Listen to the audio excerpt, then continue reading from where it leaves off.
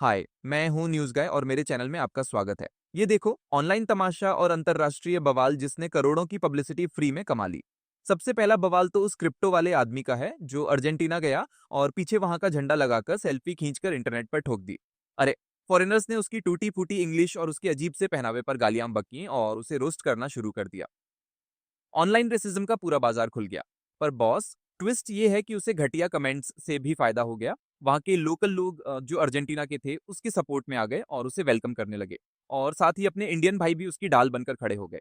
सारे हिटर्स का मुंह बंद हो गया। ये आदमी तो मालामाल हो गया। उसने न सिर्फ फ्री में करोड़ों की पब्लिसिटी बटोरी बल्कि ट्विटर पर ब्लूटिक होने के चलते हजारों डॉलर भी छाप लिए। मतलब, नफरत भी आजकल पैसा कमा कर देती है और ये इंडियन बंदा ऑनलाइन ट्रोल्स को यूज करके छोटा मोटा सेलिब्रिटी बन गया। ये साबित करता है कि अगर तुम्हारा इरादा पक्का हो तो लोग जितना विरोध करेंगे तुम्हें उतना ही फायदा होगा। अब सुनो बॉर्डर पार का गदर और सस्ती देशभक्ति का ड्रामा। पाकिस्तानी सिंगर तलहा अंजुम ने नेपाल में कंसर्ट के दौरान इंडियन फ्लैग लहराकर एक नया बवाल खड़ा कर दिया। अरे भाई, जैसे ही उसने झंडा पकड़ा, पाकिस्तान में तो आग लग गई। वहां के लोग उसे खुलेआम देशद्रोही कहने लगे और गालियां देने लगे। पर यह साला भी कम नहीं था। उसने पलटकर जवाब दिया और कहा कि मेरे आर्ट की कोई सरहद नहीं है और अगर कंट्रोवर्सी होती है तो मैं फिर से यही करूंगा। मुझे मीडिया की जंग चाहने वाली सरकारों की कोई परवाह नहीं है। अबे भाई, ये सस्ती पब्लिसिटी बंद कर। अगर दिल में कला है तो उसे सरहद की आड़ में छिपा मत। ये साफ दिखता है कि ये पब्लिसिटी पाने का एक नया तरीका है ताकि इंडिया और पाकिस्तान दोनों जगहों से व्यूज आ सकें। बाकी ये भी खुलासा हुआ कि इंडियन आर्मी ने यू कांट हाइड और शेडो एंड स्टील जैसे कैप्शन के साथ एक दमदार पोस्ट शेयर किया जो साफ साफ दुश्मनों को चेतावनी दे रहा था। ये दिखाता है कि एक तरफ कलाकार बॉर्डर मिटाने का ड्रामा करते हैं और दूसरी तरफ हमारी आर्मी असली ताकत दिखाती है। फिर देख लो, पुलिस की गुंडागर्दी, कानून का मजाक और नेतागिरी का पतन। बिहार पुलिस के अधिकारी एक बाइकर को खुलेआम पीट रहे थे और गंदी गालियां दे रहे थे क्योंकि साला स्टंट बाइक चला रहा था। हाँ, बाइकर गलत था, पर क्या पुलिस को कानून हाथ में लेने का हक है? जब वीडियो वायरल हुआ और पटना पुलिस तक पहुंचा तो उन्हीं पुलिस वालों की हवा निकल गई। वो डरकर उस बाइकर को फोन कर रहे थे कि अरे बाबू, वीडियो डिलीट कर दे, हमारी इज्जत का सवाल है। पर बाइकर भी कम नहीं था। उसने सीधा मना कर दिया और बोला कि जब मार रहे थे तब इज्जत कहाँ थी। नतीजा, सारे घटिया पुलिस वाले सस्पेंड हो गए और बाइकर पर भी 7,000 रुपए का चालान काटा गया। ये जनता के तमाचे का असर है कि खाकी को भी झुकना पड़ा। और इसी झूठ और ड्रामा के बीच करीना कपूर आई और ज्ञान दिया कि नेपोटिज्म से डेब्यू तो मिल जाता है, पर करियर बनाने के लिए टैलेंट ही चाहिए। अबे फालतू की बातें मत करो। तुम लोग प्रिविलेज्ड हो और तुम्हारा संघर्ष आम आदमी के संघर्ष से अलग होता है। इसी तरह एक मेयर के सामने ही सरकारी अधिकारी रिश्वत मांग रहे थे। ये सब साबित करता है कि हमारे सिस्टम में ईमानदारी मर चुकी है।